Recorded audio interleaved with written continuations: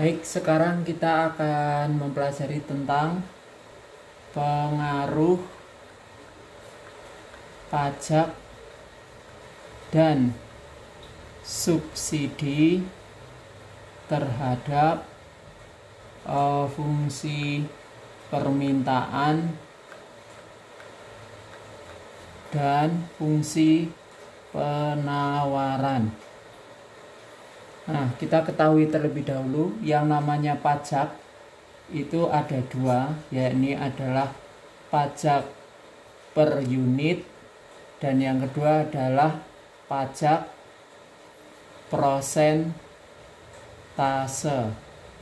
Tapi kalau subsidi cuman satu saja. Subsidi namanya subsidi per unit. Nah, dalam istilah asing, pajak itu dikenal dengan istilah tax. Kayak gitu ya. Nah, kita lanjutkan dengan sebuah contohnya. Diketahui Fs adalah P sama dengan 1/4 Q plus 4. Fd adalah P sama dengan min 1/4 Q plus 25. Diketahui pula tax per unitnya adalah Rp6 per unit. Yang pertama ditanyakan adalah MEQ sebelum pajak. Nah, ini tinggal kita samakan saja. FD sama dengan Fs. FD-nya berapa? Min 1/4 Q plus 25. Fs-nya 1/4 Q plus 4. Angka dengan angka, huruf dengan huruf. Jadi 1/4 Q min pindah ke sana jadi plus. Angka 25 plus 4 pindah ke sini jadi min. Menjadi 21 sama dengan 2/4 Q.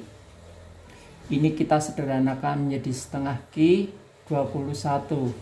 Maka Q-nya sama dengan 21 kali 2. 42 unit. Nah, kemudian untuk P-nya tinggal kita masukkan saja PQ ini ke persamaan FD atau Fs sama saja. Contohnya P sama dengan 1/4 Q plus 4. Maka P sama dengan 1/4 kali 42 ditambah 4. P sama dengan 10,5 ditambah 4. Maka P-nya sama dengan 14,5. Sehingga MEQ sebelum pajak terjadi pada kondisi 42 unit dan 14,5 rupiah. Nah, sekarang untuk MEQ setelah pajak. B MEQ setelah pajak. Nah, di sini asumsinya bahwa FD itu konstan atau tetap. Nah, yang berubah Fs berubah menjadi Fs aksen. Artinya di sini yang berubah cuman Fs-nya saja. Tinggal kita hitung sekarang. Tadi kalau FD-nya adalah min Fs sama dengan FD Fs aksen gitu ya. Ini adalah penawaran setelah adanya pajak. Nah, ini tinggal kita tambahkan saja pada fungsi penawarannya. Kalau semula 1/4 Q ditambah 4, kemudian di sini ditambahkan dengan pajaknya, taxnya, maka menjadi min 1/4 Q plus 25.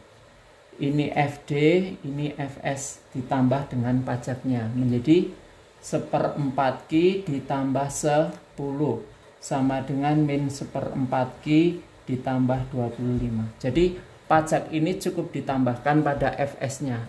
4 ditambah 6 menjadi 10. Di sini menjadi 1/4 Ki ditambah 1/4 Ki plus min jadi plus 25 plus jadi min. Di sini menjadi 15. Di sini 2/4 Ki. Maka setengah Ki sama dengan 15.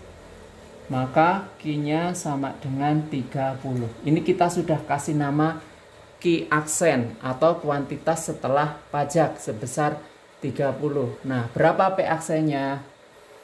Nah, di sini P aksennya tinggal kita masukkan saja, mau ke sini ataupun ke permintaan sama saja. Contoh 1/4 Ki ditambah dengan 10. Maka P aksennya menjadi 1/4 kali 30 ditambah 10. P aksen menjadi 30 dibagi 4 adalah 7,5 ditambah 10. Maka P aksennya adalah 17,5. Nah, ini adalah besarnya kuantitas setelah pajak dan ini besarnya harga setelah pajak 30 unit dan 17,5 rupiah. Nah, pertanyaan berikutnya adalah berapa besarnya total pajak? Total pajak itu rumusnya adalah tax per unit dikalikan dengan Ki aksen. Tax per unitnya berapa tadi? 6 rupiah dikalikan dengan Ki aksennya berapa? 30. Maka menjadi 180. Nah, pertanyaan kedua adalah pajak yang ditanggung konsumen. Rumusnya apa? P aksen min P kali Ki aksen. P aksennya berapa tadi? 17,5. P-nya berapa? 14,5. Ki aksennya berapa? 30. Jadi 3 kali 30 sama dengan 90. Kemudian pajak yang ditanggung produsen. Rumusnya adalah total pajak dikurangi pajak konsumen. Ini adalah menjadi 180 dikurangi 90 sama dengan 90. Nah, kemudian sekarang cara menggambarkan grafiknya. Yang pertama adalah kita gambarkan sumbu vertikalnya adalah P, sumbu horizontalnya adalah Ki. Yang pertama adalah FD, di mana P sama dengan min 1/4 Ki plus 25. Nah, di sini kalau Ki-nya sama dengan 0, maka P-nya sama dengan 25. Jadi 0 di sininya 25. Nah, sekarang kalau P-nya yang 0, maka berapa besarnya Ki? Tinggal kita pindah ke sana menjadi 1/4 Ki sama dengan 25. Maka Ki-nya sama dengan 4 kali 25, 100. Di sini 100. Tinggal kita hubungkan. Nah, ini merupakan FD.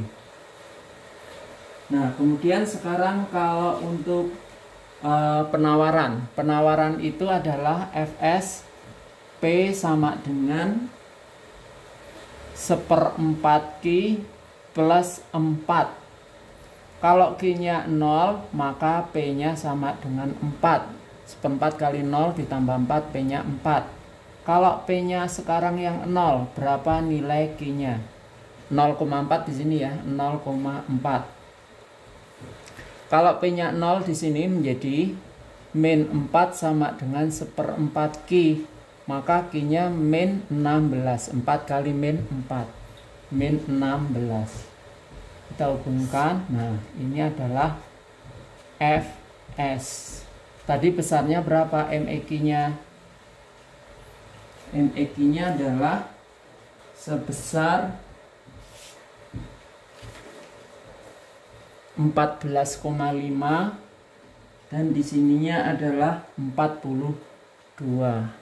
Nah, sekarang berapa besarnya Fs aksen? Di mana nilai P sama dengan 1/4 Q plus 10. Kalau Q-nya sama dengan 0, maka P-nya 10. Berarti 0,10. 0 di sini 10. Kemudian kalau P-nya sama dengan 0, berapa Q-nya?